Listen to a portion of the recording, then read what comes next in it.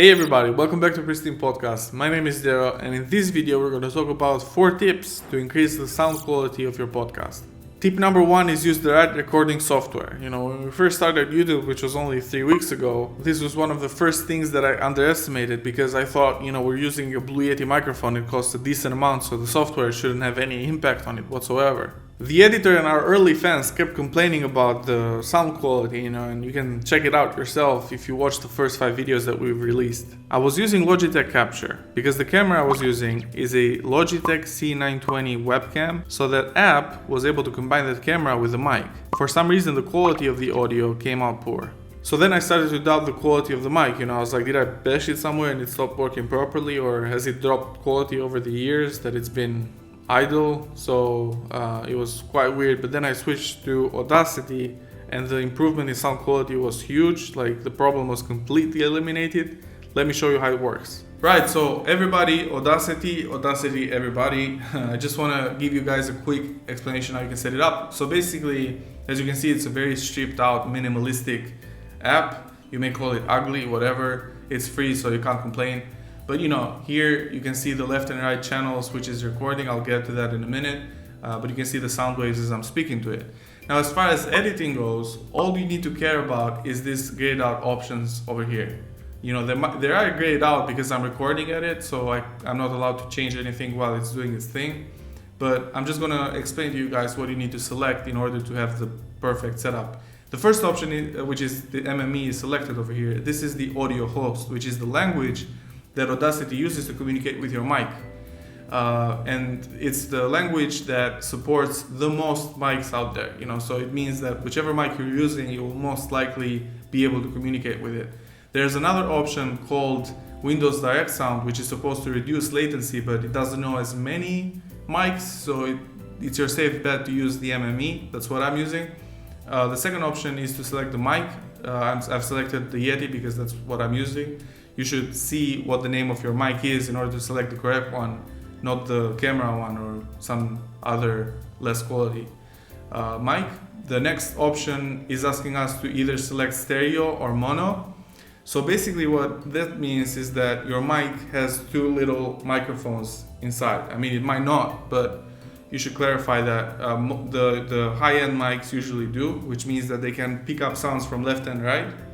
And if the person that's listening to you is listening in a stereo setup as well, if they have 2 speakers, one left, one right, if I move to the left, it will sound more from the left. If I move to the right, more sound to the right will come. So your listeners, if they're using a stereo setup or if they have headphones, right, they'll be able to tell, which direction the sound is coming from.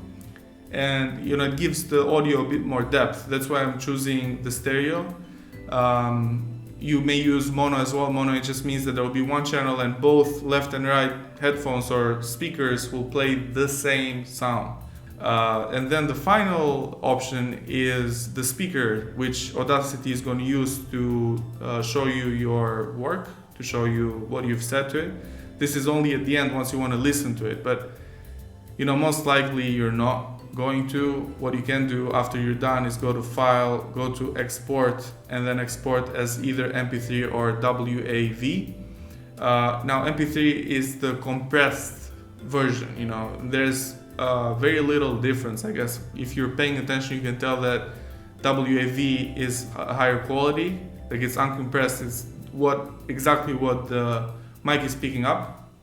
So if you want to have a higher quality file, you can use WAV. If not, use MP3. They're both fine.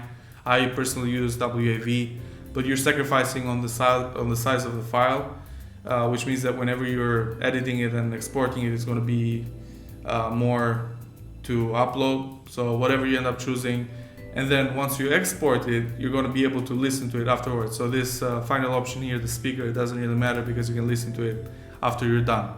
Software is extremely important when you're having interviews with people who are not in the same place as you are, when you're having interviews over the internet.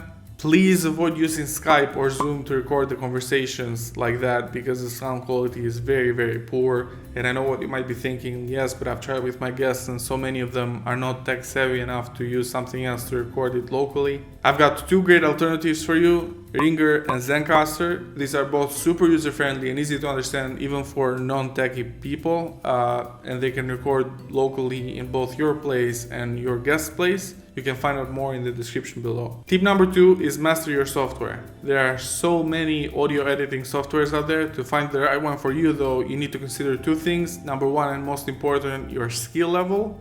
And number 2 is your budget. The reason why your skill level is very important is because it will answer the question, what will you use the program for? If all you want to do is do some simple cuts and merge the 2 slides together, increase, decrease the volume, you'll be good to go with some free software. But if you want to do more complicated stuff, such as inserting effects or decreasing background noise, there's free and paid options in the picture. Now granted, you can find this free audio editing software that can do both apply effects and remove background noise, with the sacrifice of user interface, since they all look like they come from the 90s.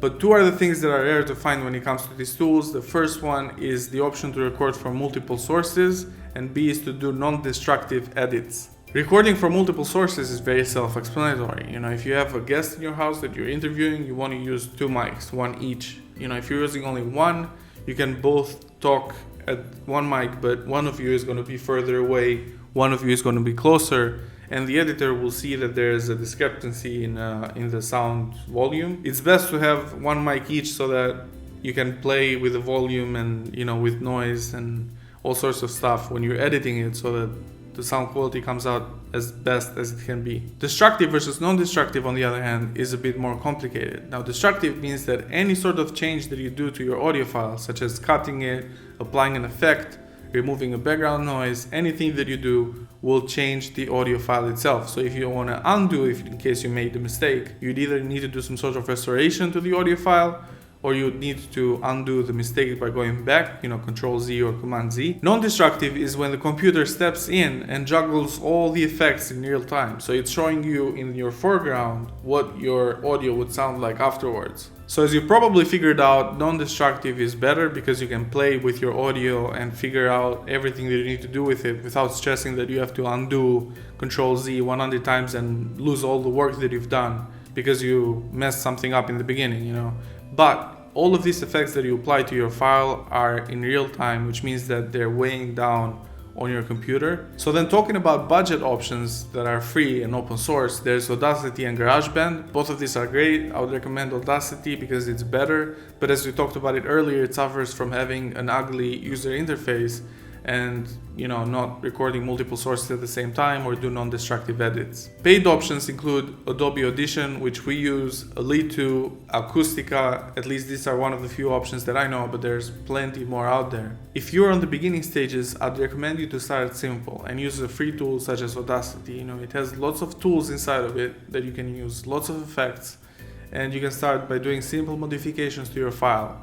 As you educate yourself, as you progress on the skill set, you'll know that you can do more things to it. Then you can start to pay money to buy some premium tool such as Adobe Audition. Starting out from the beginning, applying all the effects that you've learned will quickly escalate your file from being edited to being overly edited, which will make it not sound natural at all. On the other side, just because you know software already doesn't mean that you're saving yourself time, at least not in the long run. If you spend some little time now to learn a new software that's probably paid, but that it does something that you do very frequently, that you spend maybe minutes, it does it in just 1 click, then you'll end up saving yourself lots of moments, which in a year, they can accumulate to being a lot of time that you've saved yourself. Tip number 3 is to control your environment. There is so much that audio editing softwares can do, but the majority of the improvement can come just from having a suitable recording space. So the mic that I'm using here, for example, the Blue Yeti, is a condenser microphone. There's condenser microphones and dynamic microphones. Condenser microphones are way more sensitive, but they're more sensitive to all sorts of things, such as air movement as well. When we say the letter P, we move the air as we're saying it. So this thing here is called the pop filter that I'm using, which I just vibrated right now. But what it's meant to do is stop the air movement, that it doesn't hit the membrane and makes it vibrate like crazy. So let me demonstrate it to you. If I say P, it's like moving the air and it's hitting the membrane, while if I put it behind the membrane or the filter, P. So there's a noticeable difference, and that's why I'm using this filter to prevent the air from hitting the memory. Other things you can do is place a dampening material in front of reflective surfaces such as windows or a mirror by putting like a curtain in front of them, by having a carpet in your reflective floors, or by putting foam in the walls. I am using curtains here in the setup, which is in front of the window, a sofa which is helping absorb some of the sounds, and a carpet to help remove the sound reflections which cause echo. I don't have foam in the walls and there is some echo here, but I think it's mostly taken care of from the Adobe effects. Keep in mind that if there's lots of noise in your background, these sound effects may cause more artifacts than they're worth, because lots of these noises have the same frequency or pitch as your voice, so these effects will start messing up with how you sound, so you may sound more screechy or more deep, which is, it causes, again, artifacts, and it's best to fix your ambient than trying to only rely on these effects. And finally, tip number 4 is watch your words. This may sound like I'm accusing you of swearing, but since I started recording YouTube videos, I've noticed that I use specific words a lot, and I'm pretty sure you've experienced the same thing since you have a podcast, that you use certain words a lot. Such words as yeah or like, or the infamous ums and ahs are especially painful to hear if you're mentioning them a lot, but the most important thing is that you're going to spend a lot of time probably editing them out, which will increase the time that it takes you to produce one full episode. So what you can do to fix this is either have a script, either word by word or having bullet points depending on how you work. Or what you can do is study about the topic that you're covering before you record the podcast episode. This is especially important if you're having a guest and you don't want to sound bad in front of them. If you want to grow your podcast faster and get more of your time back, then consider outsourcing podcast editing and post-production to me and my team. To learn more, check out the link in the description. As always, if you enjoyed these tips, then don't forget to press the thumbs up and subscribe button for more podcast related content in the future. I'll catch you again in the next video.